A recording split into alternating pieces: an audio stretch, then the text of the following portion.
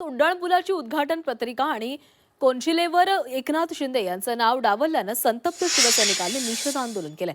नवी मुंबईतील palm beach मार्गावर उड्डाणपुलाचं उद्घाटन वनमंत्री गणेश नाईक यांच्या हस्ते करण्यात आलं. पण या उद्घाटन पत्रिकेवर ठाण्याचे पालकमंत्री आणि उपमुख्यमंत्री एकनाथ शिंदे यांचं नाव का नाही हे मोठं वादाचं कारण ठरलंय. शिवसेनेचे नगरसेवक साहिल चौगुले यांनी उड्डाणपुलाजवळ एकनाथ शिंदेंच्या नावाची निमंत्रण पत्रिका लावून तीव्र निषेध केलेला आहे आणि घोषणाबाजी देखील केलेली आहे. नगरसेवकांचा आरोप आहे की नवी मुंबई महापालिकेनं जाणून बुजून शिंदे यांचं नाव डावललेलं आहे. ठाणे जिल्ह्याच्या अंतर्गत येणारे एखाद्या महानगरपालिकेच्या अंतर्गत एखाद्या वास्तूच्या रस्त्याचं आणि पुलाचं उद्घाटन होतं, त्या ठिकाणी माननीय शिंदे साहेबांचं नाव हे जाणीवपूर्वक वगळलं जातं. ह्याच्यापूर्वी पण महिला दिनाच्या निमित्तच्या कार्यक्रम पत्रिकामध्ये शिंदे साहेबांचं नाव जातं.